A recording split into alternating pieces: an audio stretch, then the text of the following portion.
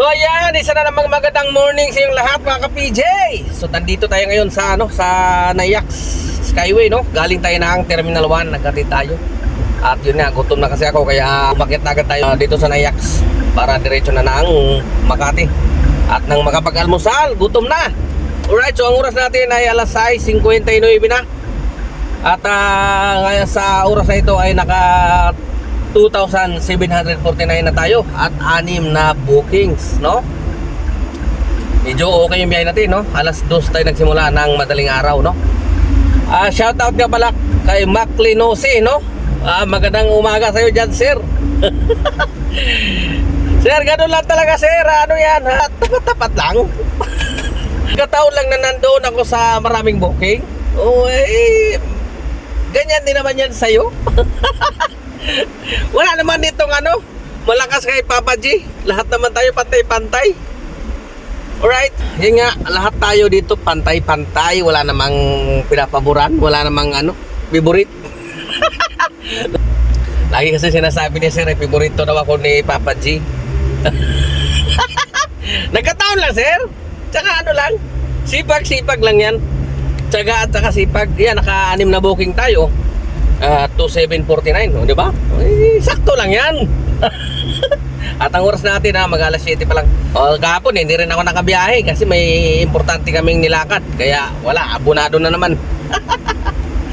Parehas lang. Ikaw nga, araw-araw ka nakakabiyahe. Ako, panay abala. Wala obligasyon muna Meron pang kailangan unahin Okay. Kaya walang magawa, abono. Ganoon kasi dito sa Hulog Boundary, kasi binahe mo siya o hindi, basta magbabayad ka. Bayaran mo yung araw, hindi pwedeng utangin. Okay. At merong nag-comment si Ibrahim Kunding. Good morning, sir. Tinatanong niya kung ano daw yung pabango ng sasakyan na hindi nakakahilo. Para sa akin, sir, halos naman lahat yan.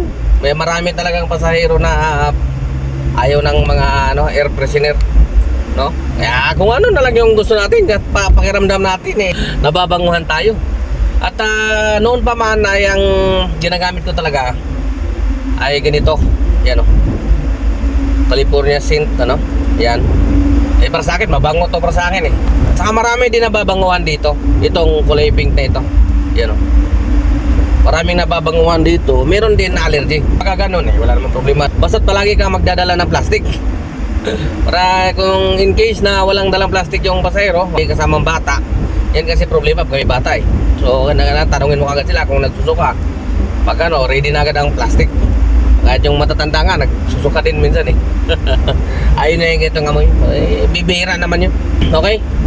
At meron pa isang comment galing kay Karin Galang.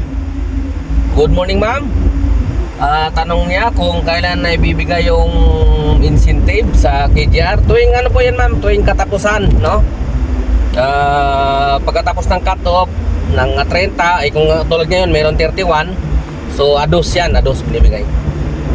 Bilang ka lang ng 2 araw pagkatapos ng cut-off. Right?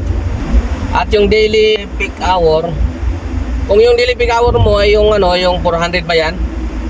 Yung 21 rides, tuwing Lunes yan binibigay. Pero kung yung yan yung strict yan, yung araw-araw na strict, yung 130, 120 ganon, kinabukasan po yun binibigay. Binibigay na yung kinabukasan.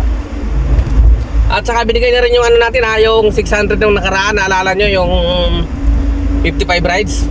Nagkamali lang pala si Grab doon. Para lang pala yun sa mga beginners, no? Kaya nga may pangalawa siya 800 naman nung kinabukasan Para sa week to yun ng mga beginners. Hindi naman tayo beginners kaya nagkamali lang. Subo sila, binigay na rin nila. Kaya lang dinaan nila sa sa voucher, no? Doon sa Phoenix. Yan sa akin, kukunin ko pa lang voucher doon, i-claim nyo lang doon. Dapat meron kayong limit list. Pag wala kayong limit list, hindi nyo makukuha yun. Sa akin meron na, ikakarga ko na lang sa akin Alright. At may isa pang comment galing kay TOM, no? Ang tanong niya ay paano daw pag halimbawa nasa Commonwealth siya, yung income nga, ang ibig niya sabihin, nasa gitna ka tapos tatabi ka, no? punta ka sa kanan. Tingnan nyo lang yung mga linya, sir. Kung halimbawa naka-solid lane yan, ay bawal ka dyan tumawid. Bawal ka dyan mag lipat ng lane, no? Pag nakita nyo ng broken lane yan, pwede ka change lane. Pupunta ka sa kanan. Kasi pagka solid lane yan, bawal yun. Okay? Pwede po tayo mapitikan dyan ng in-cap. Lahat naman ng kalsada ganun eh. Bawal ka maglipat ng linya kapag naka-solid lane yan. Dapat broken lane bago tayo lipat-lipat ng linya. Alright? So ayan, wala na naman tayong maparkingan. Dito tayo sa simbahan paparada.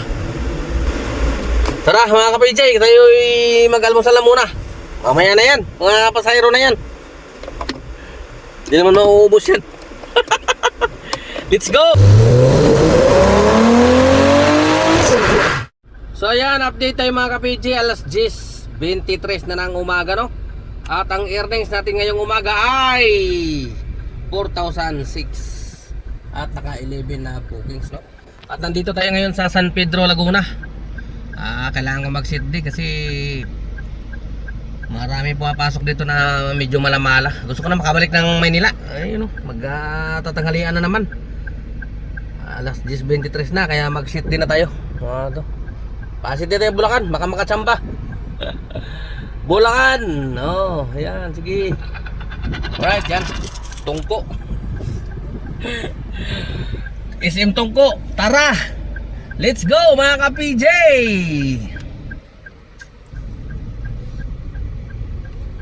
Bakbak na, bakbak! So ayan, ang oras natin mga ka-PJ ay alas 7:53 na. Dito na tayo sa Valenzuela, oh. Ayaw ko pa sanang umuwi kaso wala na akong sit day. Diretso ako binato dito sa Valenzuela.